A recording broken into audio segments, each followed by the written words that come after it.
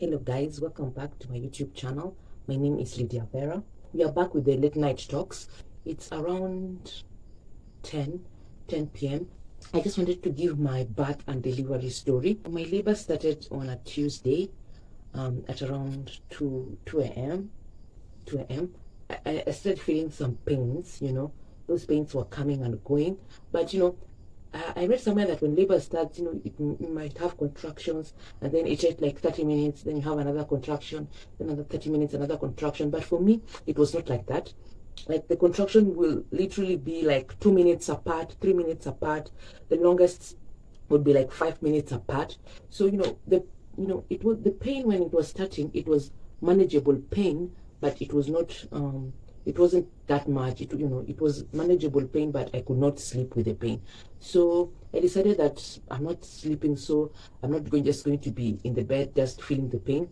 I was like, if this is labor, let me just go and do dishes. I don't want to go into labor and come back to dirty dishes, because I was staying alone. After finishing the dishes, I decided to just is to pass time, because it was around 3. There is nowhere I could go. I was alone, and so I decided to take my phone out and just go on the internet, just browse. Around 6:30, I called my rider. My rider told me that he was not available, so I knew that I had to go to the hospital by myself. I went to a public hospital, that is Russia Jaramogi Oginga Odinga Referral Hospital in Kisumu. So I went to the hospital, and I chose that hospital because I was broke and because it was a referral hospital. And so in case of any complications, we are already at the referral. So that's why I chose it. So I got to the hospital around 7 a.m. There was nobody at the reception. There was the guard, and maybe there was nobody to book me in, because when you go to the hospital, when you go into labor, they must check you in. So there was nobody to check me in. So I waited for around up to 9. That's when somebody came. So, and when I got in, and so they had to do some checkup before they admit you.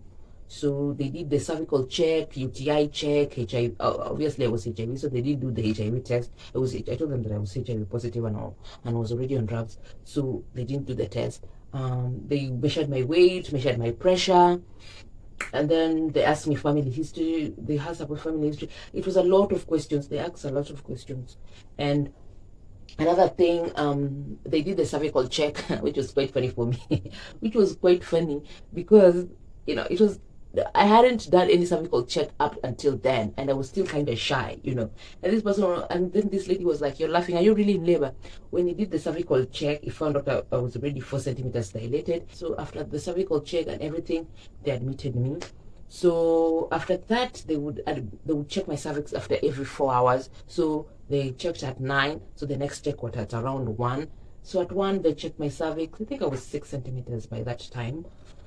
Still pain, but not as much pain. So drama started at around 7 p.m. because that's when they put me on oxytocin. That's when they put me on oxytocin. So that's when they put me on oxytocin. They put me on oxytocin. They put me on oxytocin, and man, that drug caused a lot of pain. That drug caused madness. That drug, fear that drug. And so they put me on the first tube, and they told me, now there is no sitting, now walk. So they gave me like a walker. So you're pacing up and down the ramp. There is a ramp. If you in the Russia hospital, there is a ramp. So you go up and down. There is a ramp going to the delivery room. So you walk up and down that ramp. They tell you to walk up and down that ramp. So I walked, man, with the pain. You walk, and then when the pain is too much, you pause. You feel the pain, man. It was pain. It was really pain. And then let me tell you about one thing about public hospitals and delivery. You will find drama. You will find drama.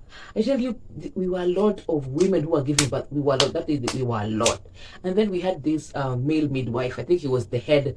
I think he was the head nurse. Man, that guy was so rude. Like, he was harassing us around, especially if you're doing, but he was mostly harassing those people who are not doing what he says. Like, if he told you to walk and he finds you squatting, it's like, don't motherfucking squat, walk. Like, don't squat. I don't know why. I don't know why they tell you to don't squat. I'm not a doctor, so I can't tell why. But he was really mad at those people who were squatting, and he would shout at them. Those people.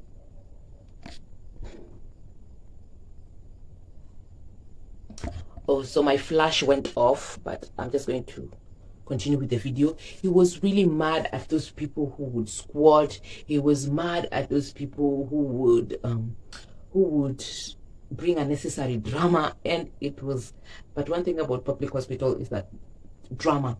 He was slapping women at the delivery table. I think there was one woman who, she had given birth before, and when she was pushing, she crossed her legs, and that's not good, man. She really slapped that woman's thighs and told that woman, "Do you want to kill the baby? Do you want to kill the baby?" He really slapped that woman's thighs at the delivery table. And I kind of understood why he was being so rude, because first of all, with that much pain, most women don't listen. They don't take the instructions. And then another thing, you're trying to save a mother's life, you're also trying to save a child's life. And that is a very traumatic scene, especially with the poop, with the blood, with the placentas. The delivery room is a very messy place. Very messy. People are pooping on those things, but urinating on those tables, blood everywhere, people are screaming. It's a hell. It's literally hell. I tell you, public hospital delivery room is just like a slaughterhouse. People, so many women are screaming. You can just see your fellow woman just giving birth right there, because we were just in the delivery room. And so when it reached around, when I was almost 8 centimeters, they told me not just be in the delivery room. And they told you, that's when they told me that when you want to poop, just hop onto the delivery bed. So when it got the time when I felt like pooping, I just went on the delivery bed. And man, by that time I was so exhausted, because it was like 24 hours worth of labor. I was already in pain. I was already exhausted, man. I just laid on that table. When that lady did the cervix, we checked my cervix when I went to the delivery, because they told me when you want to feel like pooping, hop onto the delivery bed for the delivery. So I hopped on the bed there, and then there was a student who checked when she wanted to do the cervix check, and felt the baby's head up there, and she told me, "I can feel the baby's head, so I think it's time for you to push." That is when after I've already pooped, I peed, man, on that delivery bed. And then, so she told me the baby's coming. And so now it's time to push. And already, I was already told on how to push, because they told you push like somebody, like feces has been stuck on your anus. So you push. So you push like somebody who is pushing out feces. That is how they describe that is how they describe it. So when I started pushing, man, I didn't even have the strength at this point. I just laid it there. And she told me, push with the contractions. And she was like, push with the contractions. I was like, I'm not feeling the contractions. I'm not feeling the contractions. I was just there. That lady told me, kindly do what I'm telling you. Because when the head nurse comes, it's going to be another harassment. Because at that time, there was a lady who was being told to open her legs wide, because apparently she was cut, so she was told, open your legs wide or else the baby will going to drink this blood of yours. So, and she told me, and so the head nurse passed when I was still not trying to push, and he told me there is only one oxygen and one baby was already on oxygen, so push this baby because there is no oxygen for the baby. And I was like, now okay, I have to push. So I was pushing. This baby's not coming. So at that time I was still on oxytocin. So the nurse increased the flow. She was like, let me give you powers. So she increased the flow. And it makes the contractions worse.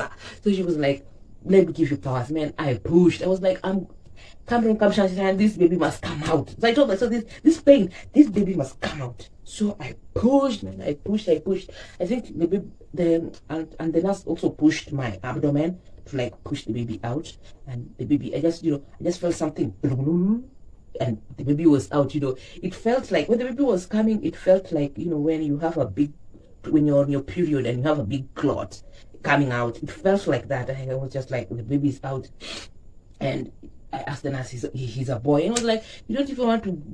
I asked the nurse, what's the gender? And then also was like, you don't even to know how your baby's doing. You're asking about the gender. And I was like, okay. And then after that, the baby cried. He put the baby on my chest and he told me it's a boy. They showed me the baby, and I noticed that the head was elongated, which is the head was really elongated, which was because he had a really tough time coming out. And so they took the baby for those exams and everything. So they removed the uterus. I think they give you a jab on your thighs to like help the uterus contract, and then they started removing the placenta and everything, and then they cleaned me up really good. Man, I thought that I was going to feel pain when they stitching me. I didn't even feel that because I had a very minor tear, and they gave a student midwife to stitch me up, and the student was like, this is so small, should I just leave it like that? And the nurse was like, no, stitch it. And so they stitched me up, and then I didn't even feel the stitches. I didn't even feel the needle, the needle that is supposed to, like the anesthesia that they inject you on the vagina when they want to stitch it. I didn't even feel that at that point, because after feeling the labor pains, every other pain after that was like, this, my body has been through it, so this pain is not even paining anymore.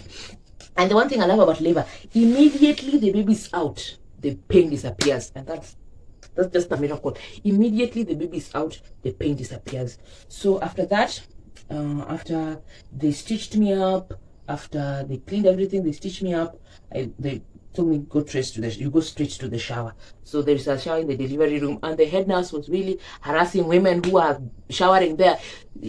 At that point you're still tired, you're still confused, so you still don't want to wash yourself very well.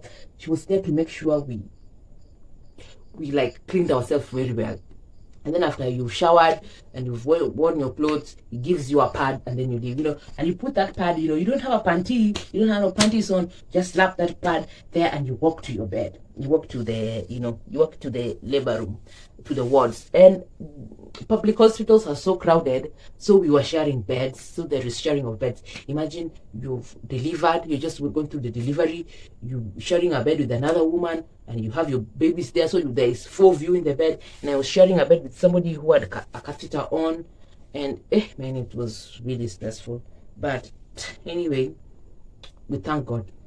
So we storied for some time with my bedmates and the people around, we storied, and that was really fun. We storied, and then we slept at around 4. I think at around 4 we slept for a little bit. At around 8 we were woken up to change, because there is a delivery room that they put you first, and then they're going to transfer you to another delivery room. Not delivery room, they put you to I think a ward. After delivery room, you're put into, there is another ward that you stay there for some couple of hours, then they transfer you to another ward, so that the ward that they transfer you to is the ward where you are going to be discharged. So another thing that I forgot to mention, immediately my baby was handed over to me, I had to give him medication, the ARVs. I had to give him ARVs to just prevent him from contracting the HIV virus. And another thing, my baby's 6-week test came out, and he is HIV negative, meaning that he didn't get the virus when I was during delivery. So we are just waiting to see, because the main areas where a baby can get HIV from the mother, is either when during the delivery or during breastfeeding. So I'm taking my drugs, he's also taking his drugs, and hopefully he will remain negative. And then what else? So after we were transferred to the ward, we stayed there for a couple of hours, and around 12 we were told that you can now go home. That is 12 around noon. So we were told that. So I didn't even spend that much time in the hospital, because it was normal delivery, there was no complications. It was like, you can go home. So, and I was like, yeah, we can go home, because the overcrowding, the food is not that good. I was like, let me just go home. And on the day that I was being discharged, we had fish for lunch, which was very nice for a public hospital. And then during the discharge, that's the discharge, that's when I realized that there was nobody to discharge me. Like, there was totally nobody available to discharge me. I went to the nurse and told them if I could discharge myself. They told me that's not possible. I cannot discharge myself, and that was really heartbreaking. So, there was nobody to discharge me, and I really wanted to go home. So I said, what am I going to do? I called my rider. I was like, can you come to Russia Hospital? And say, okay, it's okay, I'm going to come. So my rider came. My rider was the person who did for me the discharge. After that, he did it pretty quick. After that, we like, okay, let's go home. And with my couple of hours old baby, with my stitches, I hopped onto the border. No taxi, no Uber, no nothing, no car, motorbike with that new baby and my stitches and what I've gone through. And I sat across on the border. Poverty will really, really, really make you tough. So I just hopped onto the border with my baby, and the rider was actually very nice. He's a mature guy, and I really love him for that. He was really mature, and he really took us slowly, very slowly. He went very slowly because he understands just what I had gone through. And I got home safe with my baby. Again, I was alone in the house, but we moved. So my baby is currently 3 months. He's a very handsome boy, a very healthy boy. He's fat. He's 3 months and he's already 7.2 kgs. He's a big boy. And I'm just so happy for the journey. And I'm just so happy that I have my son. And so I'm going to update other things, other challenges. What I'm going to say, also, parenting is very challenging. So I just wanted to share my story because on the internet there is a lot of glamorous life, and it's okay if you're struggling. It's okay to struggle, because I always try to remind myself that it's not a bad life, it's just a bad season. And this baby came when I was so broke, man. It was so broke. The Pampers I bought, even for when the baby was born, I got them with Naivas points. I had points for Naivas. That's what I went to the supermarket and got the baby with. And I was just so happy. There was a friend of mine, there was friends, 2 people who showed up for me. They brought for me Pampers. My friend even bought for me supper. She came to see me and she came with meat. There was a friend who bought for me cocoa, came with Pampers, and it was so refreshing to see. But it's been a challenging journey so far, especially sometimes I feel like, a bad mom, because when you're broke and you see on the internet the way people are spending, things on their baby, getting baby walkers, getting baby coat, baby getting with the way, you know how nowadays people buy these things for their kids. And for me, even affording a feeding bottle is a challenge. Buying a breast pump is a challenge. And I just tell myself it's a bad season, not a bad life. So thank you for watching, and also don't forget to subscribe to my YouTube channel. Bye.